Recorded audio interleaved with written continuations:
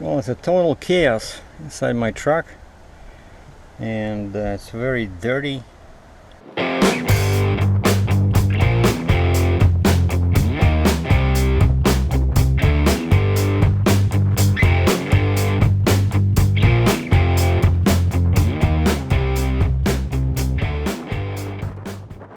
I want to fix this and dampen the sound from the speaker. And so I went to Home Depot here in Cambridge. Spent about 75 bucks. I got this expanding self-adhesive sealant. I got this already cleaned. Like inside there was a lot of dust on my dash on the Mazda. I'm gonna do the same now here. And you can never have enough of these, because now I got all kinds of stuff inside my storage compartments. And that's what I need for these and for that. And also, for some reason, one is just a screwdriver, screw. I don't know how that happened on a new truck. Somebody was sleeping in the job probably. And then I got these. Also, like, these are very handy. I have a bunch of them somewhere, but now I have them in this little. Well, and basically they just they just stay like this. Cool. This thing is not gonna, you don't have to open this or something, so this is good. And I got this. I was thinking, like, the best way to dampen the sound, to lower the sound of that crazy 1 million megawatt speaker, but there's electricity in there. I was thinking, yeah, I can buy one of that anti-draft spray, that people spray on windows and doors inside to stop the air draft. But that thing, I know I had it before, and there's big sign in there, highly flammable. And I'm pretty sure that you don't want to have that inside the dash with all the electricity in there. And so I was looking for what I can use, and then I saw this. Yeah, it's stop drafts, but it's specifically designed for electric outlets.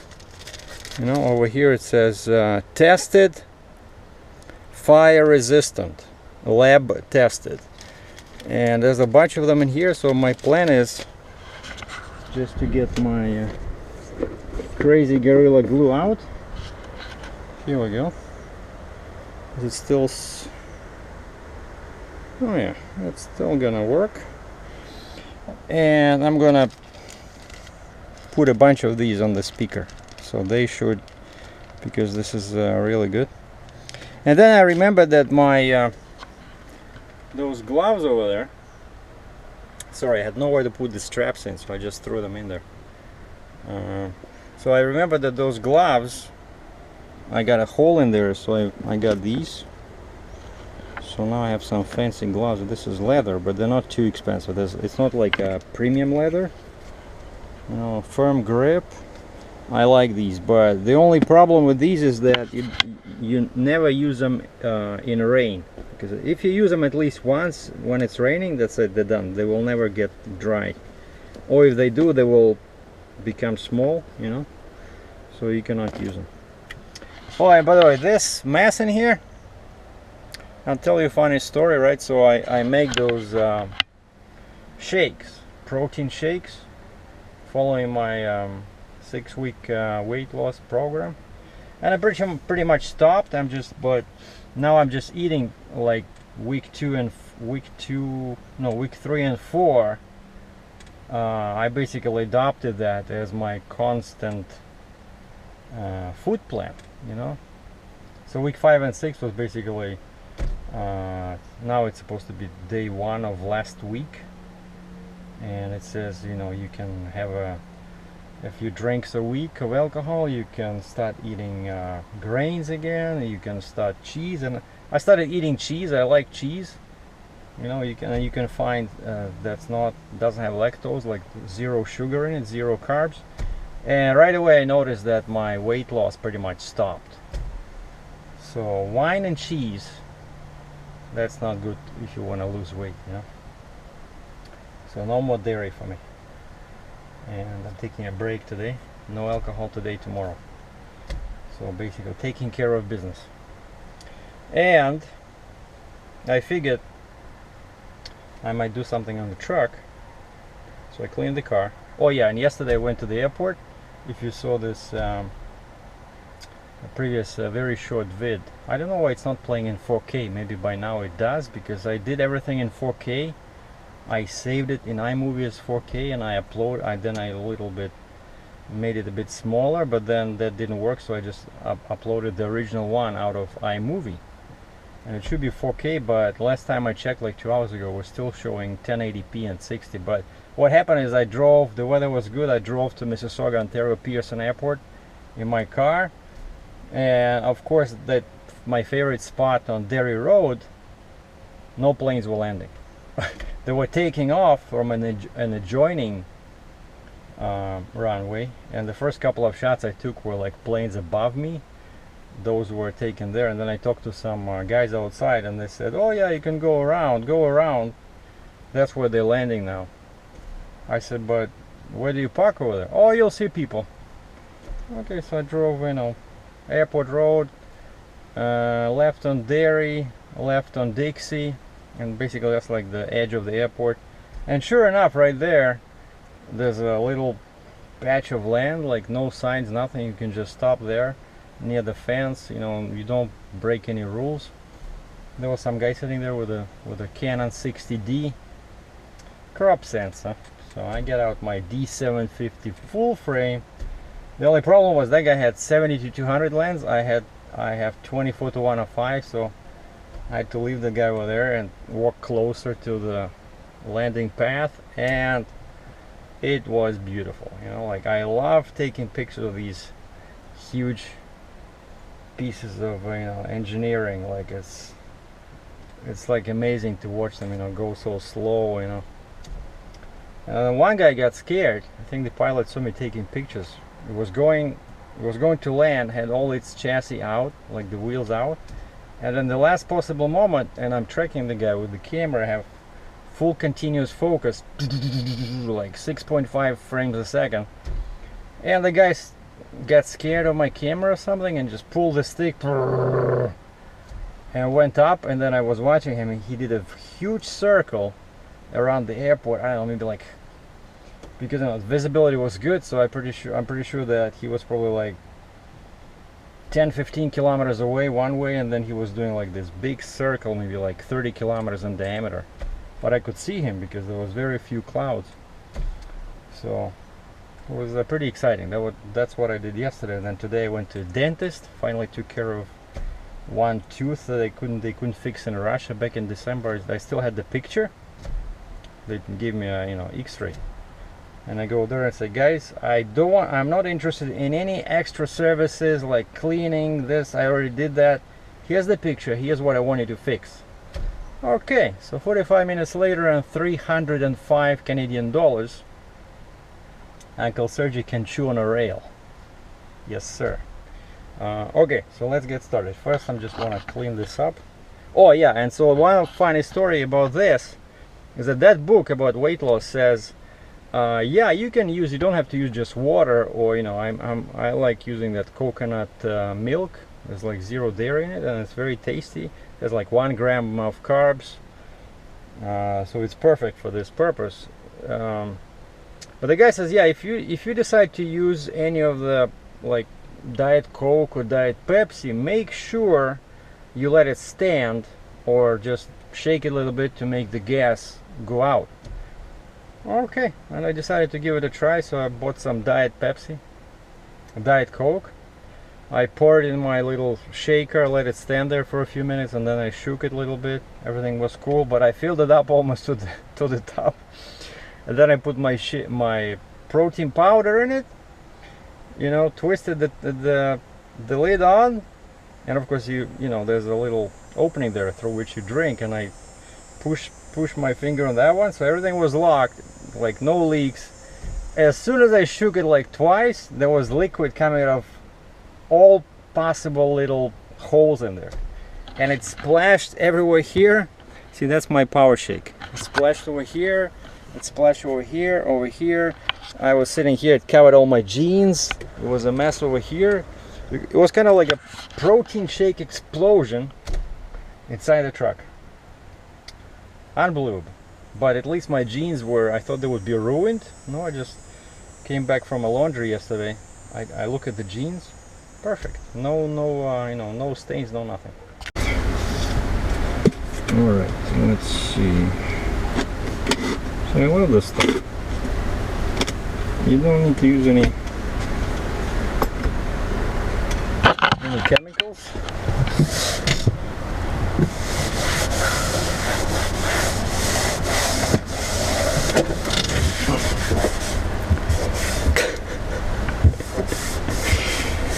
Yeah.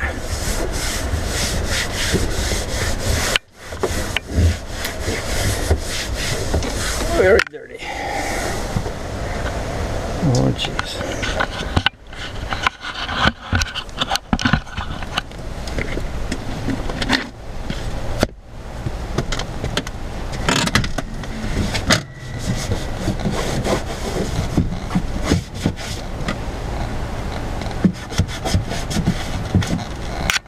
After some sweat and time with those little napkins, things look much more inviting now inside my truck.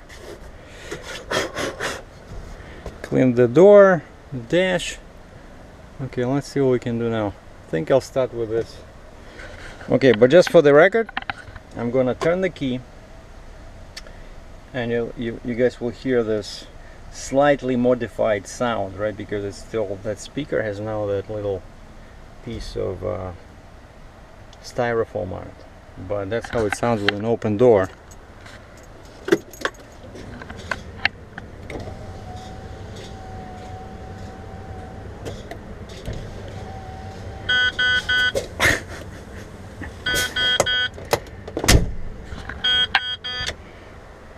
So that's what we're trying to fix. But before I do that, let me just start with this, and I'll just apply some of that weather stripping in there.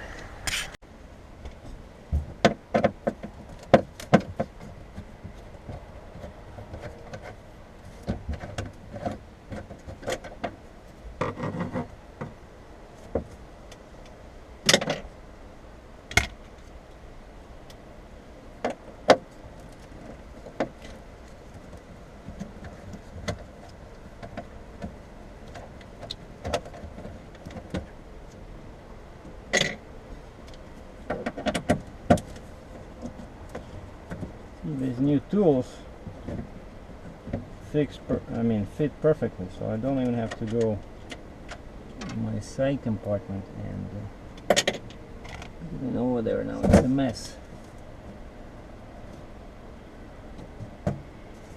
Okay, so that's what it looks like. That's where all my fuses are, right? And so this thing sits on this, like this. So I guess I can apply that sealant. Okay, apply it to this part, or I can apply it to this part. I think it should fit. It's not that, what is that, treasure map? It's not that thick. Alright, stand by.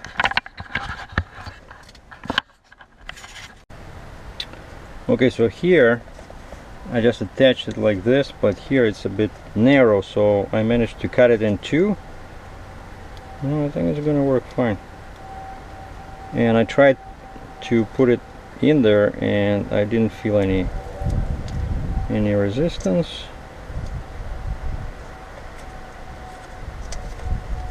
Great stuff, except that, I don't know, this tape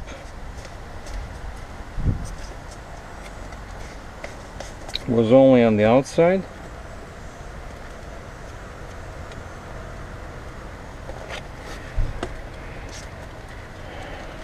How do I make it stick? Oh wait, so there is, oh okay, it's yeah, okay, it still has, it does have film on the outside, just it's not blue. Okay, but that's my plan. So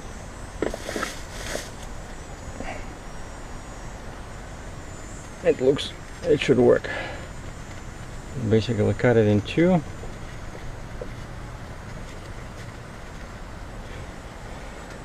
And the second like this. Somewhere here.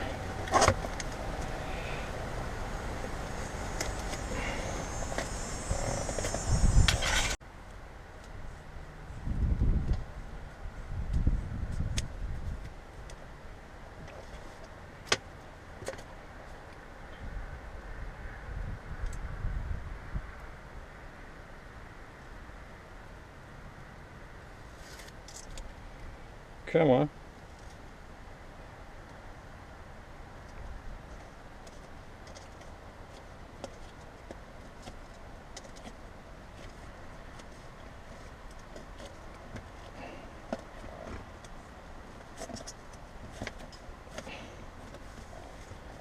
Beautiful.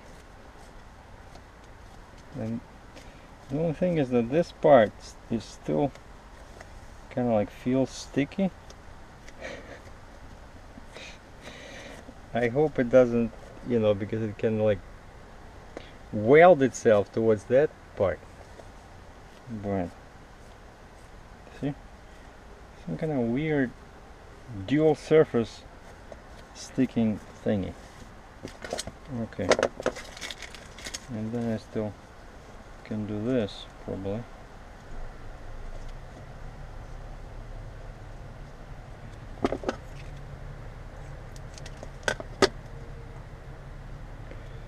Now I don't want to hear any advice.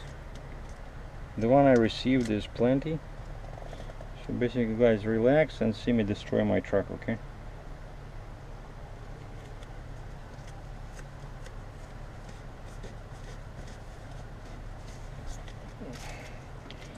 I don't have much patience with this. This should have been done at the factory. And since now somebody left a message actually on my channel saying that there is some movement inside the Mack part of the company, which is of course owned by Volvo, but turns out that, and I'm saying the movement to get that big engine, all they need to do is just extend the bay a little bit, like, you know, and Mack wants to do it according to this insider who shall remain anonymous, but Volvo is not too keen on that because they have their own big engine, right? You can put in any Volvo, you can get any Volvo with a small engine, a big engine, and they don't have to do anything to the bay. And I guess because of that, they don't want to do anything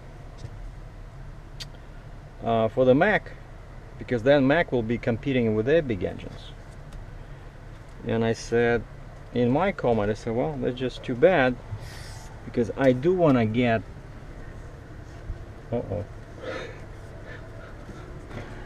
I do want to get a big engine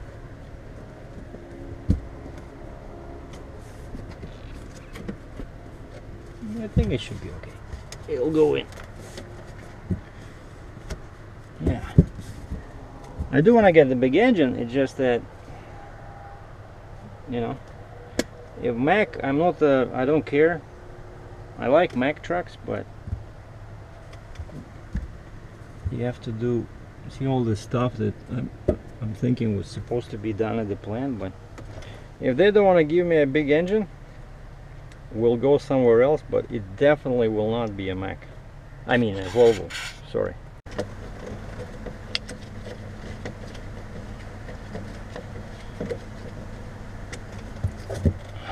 I had to apply some pressure, and what I did is I took the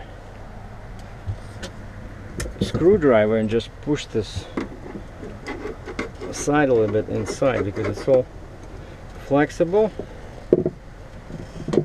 and it looks like I'll be able to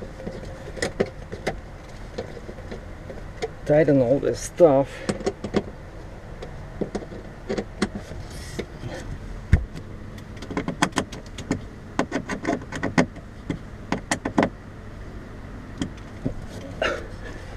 Now it sticks out over here a little bit.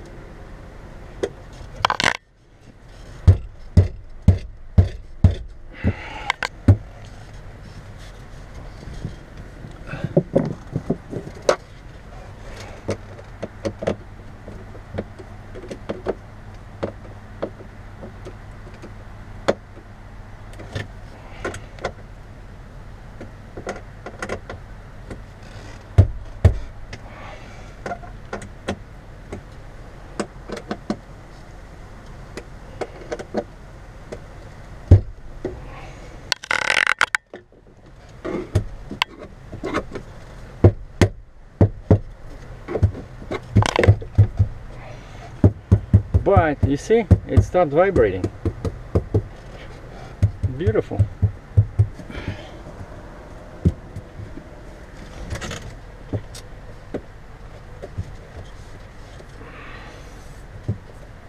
All right.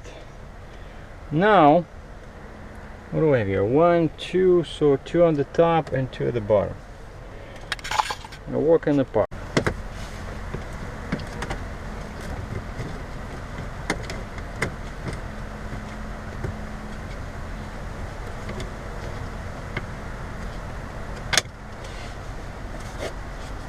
By the way, here's what these look like.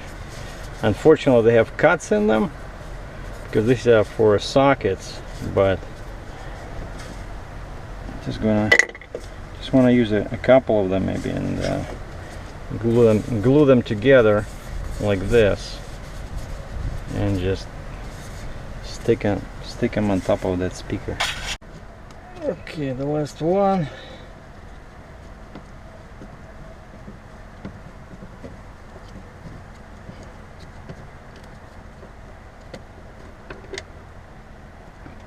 No washes, no nothing.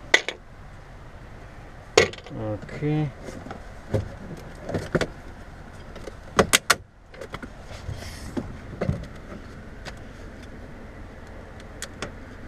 No, it's still here. Look.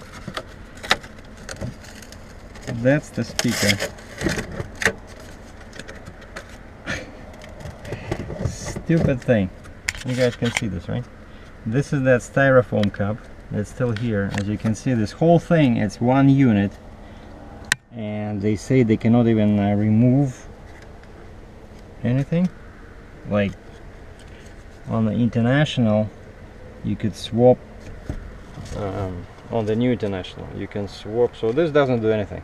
This on the International, you can swap the gauges. Alright. So, fuck. I'm sorry. What can we do here? So this clearly doesn't do anything.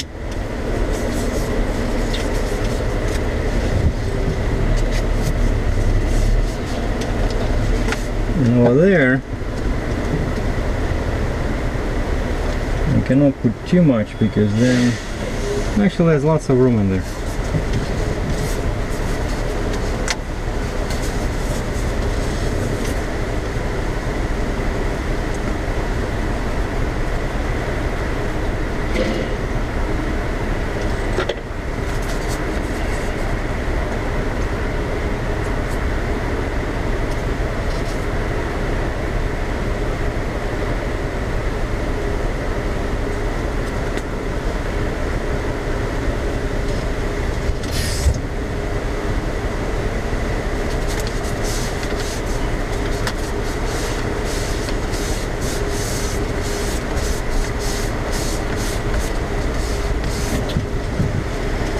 Because yeah, the problem is those holes in there. I really don't like them because they will let all the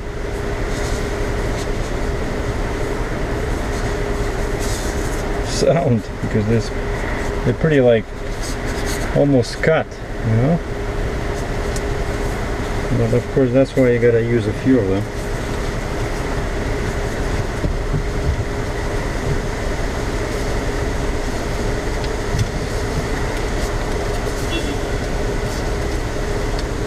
What is this thing doing? It doesn't want...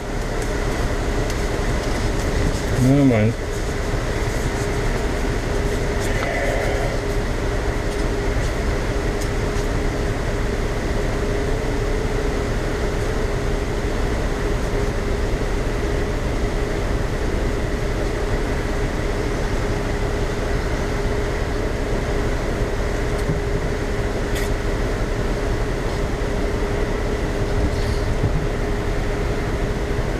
I hope Mack engineers are watching this, because I know they're laughing their heads off. Look at this guy. We got him! Because of course they did this on purpose. Well, we all know this, right? Otherwise, why would you want to put a 5,000 megawatt speaker in here? Alright? Basically staring in the face, of a driver.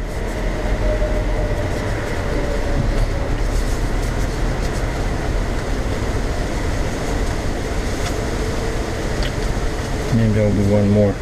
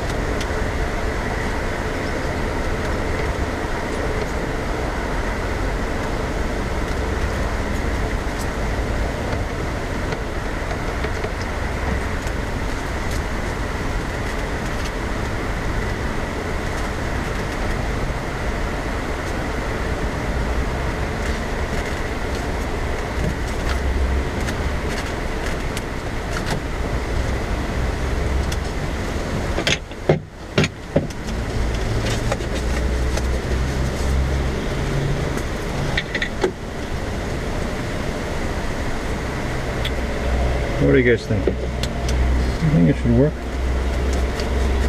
Because now it's all this dampening material on top of the speaker.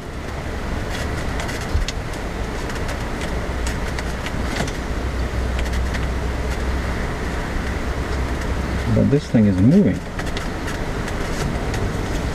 It doesn't want to get solid.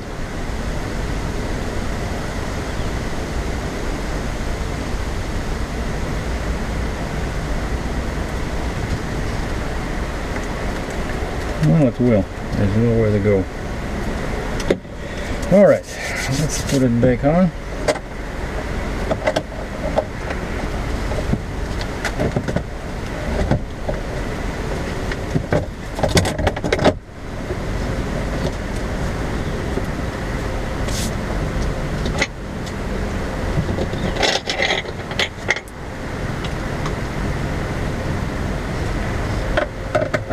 And then we'll do a test.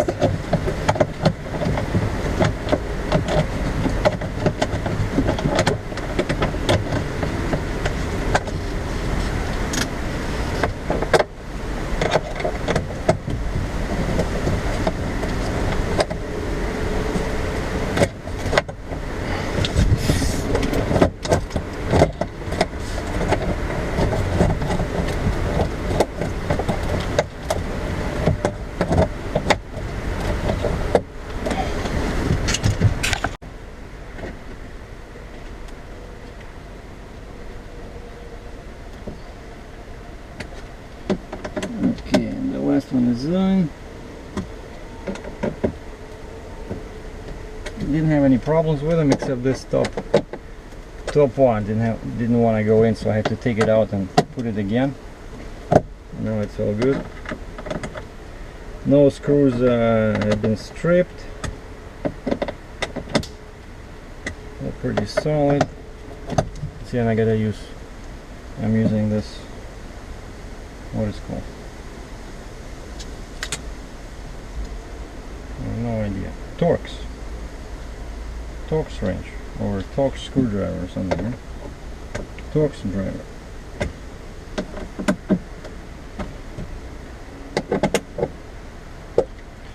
Okay, sorry for taking this long. I just want to make sure everything is super tight.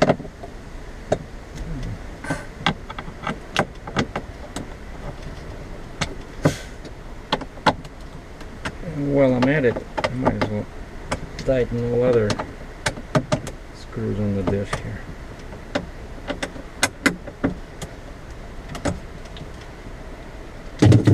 Okay, the moment of truth. So the windows are open.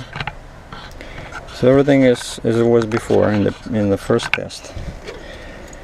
All right, you guys ready?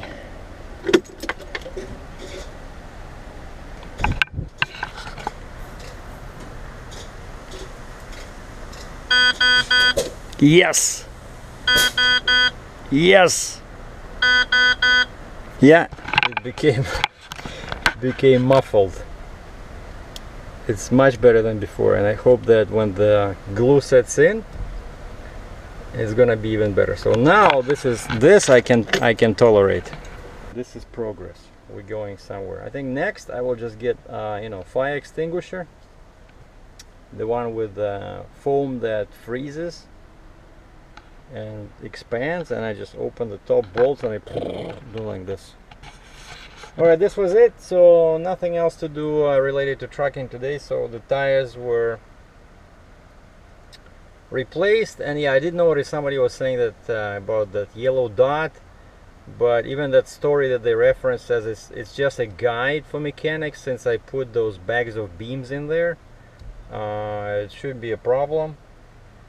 And before the truck drove perfectly. It wasn't pulling anywhere, so alignment was not an issue. I think what was the issue is that when I got the truck, I never checked the balancing of tires, and next truck I get, I'll do that for sure. Like, don't trust the factory. I should have checked the balancing and basically rebalanced the tires, especially in the front, and also the shocks. I think the problem was so probably poor balance of the tires, and then I replaced the shocks were in November 15. For some reason I think the shocks might have gone bad like faster than I thought they would because of all the heavy loads.